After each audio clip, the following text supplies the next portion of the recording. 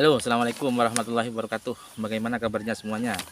Ini alhamdulillah hari ini kami bisa di depan kamera lagi. Salam sejahtera, salam sehat selalu. Bagaimana kabarnya ya? Semuanya subscriber saya sehat ya? Alhamdulillah. Nah, langsung saja sekarang masuk ke pasal 23. Nah, pasal 23 ini membahas tentang syarat-syaratnya sholat. Nah, kalau kemarin kan udurnya sholat ya. Sekarang sudah masuk ke syarat-syaratnya sholat. Nah, syaratnya sholat untuk sholat bisa sah dalam sholatnya satu. Pertama, suci dari hadas ya. Harus suci dari hadas, baik itu hadas kecil maupun hadas besar. Kalau hadas kecil harus dengan cara berwudu ya. Kalau hadas besar harus dengan cara mandi dan adus. Ya, sudah saya terangkan dulu ya, mandi dan adus berbeda loh ya. Kalau adus pasti mandi, kalau mandi belum tentu adus. Kalau adus itu dengan niat dan lain sebagainya, kalau mandi itu tidak usah niat pun tidak apa-apa. Ya. Ya, itu suci dari hadas besar maupun kecil. Itu syarat yang pertama ya. Syarat pertama. Terus syarat nomor 2, suci dari najis ya. Jadi syaratnya nomor 2, syarat-syaratnya sholat harus suci dari najis. Apanya yang suci? Satu, suci pakaiannya, suci tempatnya, suci badannya. Ya, badannya kita sudah mandi, sudah suci. Terus bajunya ini sudah suci, sudah bersih. Ingat juga ya, ini jangan sampai baju yang kita pakai ini hasil dari mencuri, hasil dari korupsi, hasil dari nyolong ini. Terus dibuat sholat, itu tidak diterima sholatnya. Urusan nerima atau tidak itu urusan Allah. Tapi ketika syarat-syaratnya sudah tidak dilakukan, maka ya tidak sah juga begitu. Ini adalah aturan agama, aturan Rasulullah yang harus kita ikuti. Urusan diterima atau tidak mungkin urusan Allah. Karena ada yang bilang gitu. Oh, urusan Allah bukan urusan sampean. Tapi ini aturan. Aturan dalam fikihnya begitu. Aturan petunjuk Rasulullah pun begitu. Nah, kalau kita tidak ngikut Rasulullah, tidak ikut petunjuk Rasulullah, mau ikut siapa? Nah, mau ikut setan, kan begitu. Nah, terus 2 ya, suci dari najis. 3, menutup aurat. Ya. Kalau laki-laki, kalau kita melaksanakan sholat itu paling tidak harus pusar dan lutut harus tertutupi. Kalaupun dada misalnya nggak tertutupi karena memang pakaiannya tidak apa-apa kalau laki-laki. Tapi kalau perempuan semua sekujur tubuh itu harus tertutupi, harus menutupi aurat. Kalau tidak menutupi aurat batal. Kalau makanya kalau perempuan itu harus pakai mukerna, pakai ruku, ya, pakai mukerna. Kalau bisa mukernanya pakai yang putih, ya. Terus yang nomor 4, menghadap kiblat. Nah, kalau sholat harus menghadap kiblat. Nah, kalau bingung mungkin kalau pertanyaannya sampean bingung, tidak tahu kemana arah ini, timur apa barat, kita ikuti saja mana sampean yakin kalau di situ kiblat. Nah, gitu. Kalau menghadap ke barat di sini menghadap kiblat yakin sampean, ya tidak apa-apa. Contoh kemarin ya, ketika saya ke Mekah itu di atas pesawat saya sholat. Nah, nanti sholatnya kita muter ke kanan, muter ke kiri, ya tidak apa-apa, ikuti saja. Yang penting awal dari kita melaksanakan sholat itu menghadap kiblat. Urusan nanti dengan pesawat dibawa ke kanan, dibawa ke kiri, itu sudah ikut saja. Yang penting kita sudah mengawali dengan menghadap ke barat. Ya. Terus nomor 5, masuk waktu sholat. Nah, nomor 5 ini kita syarat sahnya sholat harus masuk waktunya sholat. Kalau tidak masuk waktunya sholat jangan sholat. Contoh ya, mau sholat duhur tapi jam 11 itu tidak sah. Sama dengan sholat duha. Sholat duha itu kan sholat sunat, tapi ketika dikerjakan jam 6 atau selesai sholat subuh itu tidak sah, malah haram. Hukumnya haram, tidak boleh. Harus dilakukan sesuai dengan waktunya, harus dilakukan sesuai dengan dengan jadwalnya gitu loh. Asar jam setengah 4, jam 4. Nanti asar mau sholat maghrib, asar haram, itu tidak boleh. Itu waktu-waktu yang diharamkan untuk melakukan sholat. Nomor 6, mengetahui fardunya sholat. Nah, makanya ilmu sholat itu harus kita ketahui. Sampai ada keterangan gini. Jadi ada orang bodoh ya. Ini ada keterangan begitu. Saya cerita dulu ya. Ada orang bodoh dia sholat. Nah, ada orang bodoh dia sholat dan wiritan. Ada orang alim, ada orang berilmu, ada orang yang pintar ulama, dia tidur. Nah, ini kata terangan ya, itu apa, lebih baik lebih baik orang yang alim tidur ketika tidur daripada orang yang bodoh tapi ibadah. Kenapa kok begitu? Karena ketika orang alim kita tidur, pasti sebelum tidur kita melaksanakan sholat, sebelum tidur kita baca basmalah, sebelum tidur pasti kita berdoa untuk tidur.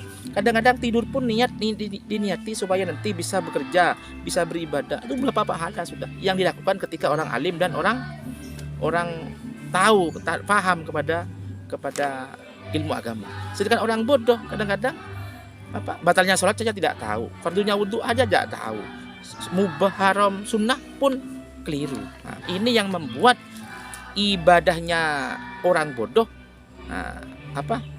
tidurnya orang alim lebih baik daripada ibadahnya orang bodoh. Ya, itu ya. Terus 7, tidak bertekad menganggap salah satu fardu adalah sunat. Jadi semua yang syarat-syaratnya sholat itu harus kita lakukan dan diurut-urut, ditertib dari 1 sampai 2, 3 sampai selesai. Begitu ya. Nah, itu cara untuk mencapai syarat-syarat sholat. Terus nomor 8. Nomor 8 itu menjauhi hal-hal yang membatalkan sholat. Contoh ya, ini. Nah, contohnya begini. Sampai sholat begini, Allahu Akbar. Terus Bismillahirrahmanirrahim.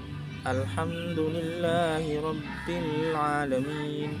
Arrahmanirrahim. Maliki yaumiddin. Iyyaka na'budu wa iyyaka nasta'in. Ihdinas siratal mustaqim. Siratal ladzina an'amta 'alaihim ghairil maghdubi 'alaihim waladdallin. Amin. Setelah itu ada nyamuk. Itu batal. Ya, batal. Caranya bagaimana kalau sampai tidak kuat ketika ada nyamuk? Diginikan saja. Diginikan nih. Ini nyamuknya di sini kan? Diginikan. Jangan gini. Gitu keliru ya. Batal dalam apanya? Namanya batal. Ya, bisa dipahami ya. Jadi jangan sampai melakukan hal-hal yang membatalkan sholat.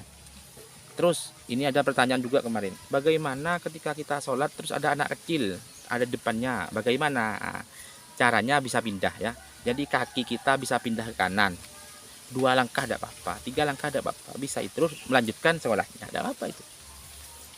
Nah, juga lagi bagaimana ketika ada orang memanggil, ini juga ada pertanyaan kemarin ya, ini kenapa kok kalau ada orang memanggil, siapapun yang memanggil kita, mungkinnya dipanggil Zainul, nama saya Zainul ya.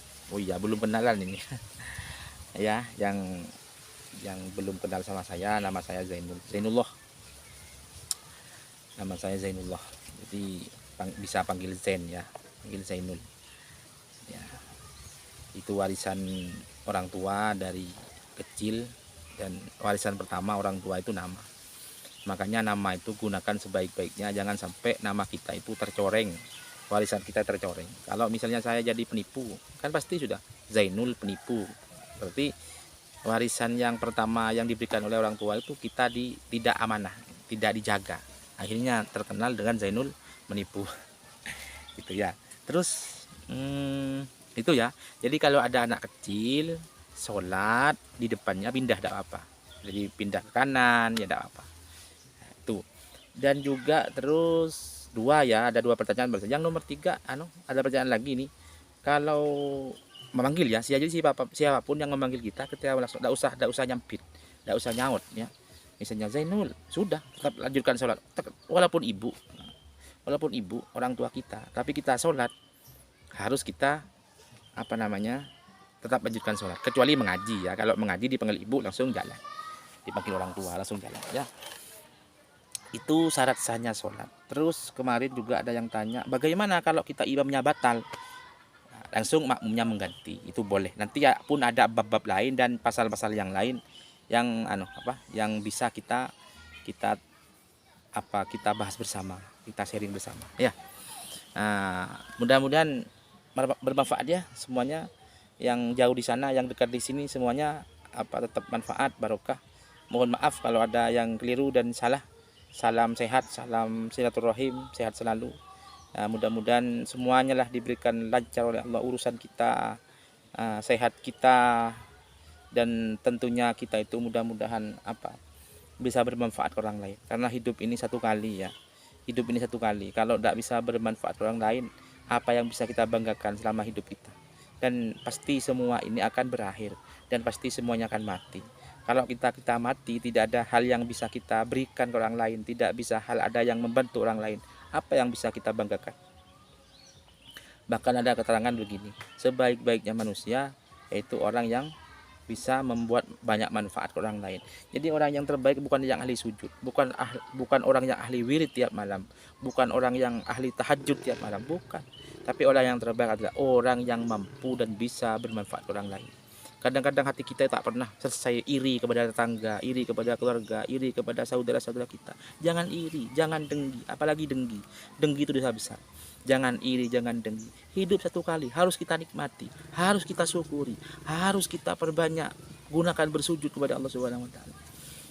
Kita sama-sama tidak tahu langkah mana yang diterima, ucapan mana yang tertolak, dan semuanya kita sama-sama tidak tahu. Kita harus berlomba-lomba dalam kebaikan, menuntun jalan yang benar. Apa yang bisa kita berbuatlah. Baik berbuat diri kita sendiri maupun berbuat kepada orang lain. Khususnya kita sendiri kita jaga, kita sendiri harus berbuat baik yang terbaik, dan keluarga dan masyarakat dan semuanya kita harus bisa merangkul semua. Tidak boleh membeda-bedakan, tidak boleh menvonis orang lain. Ini kafir, ini salah, ya ini ya, jangan. Jangan juga biasa-biasa menyalahkan orang lain, jangan biasa-biasa ngerasani orang. Mohon maaf, saya ini bukan menggurui jenengan semua, bukan berceramah, bukan saya. Mohon maaf ya, sekali lagi saya mohon maaf, ini bukan ceramah, ini bukan menggurui jenengan.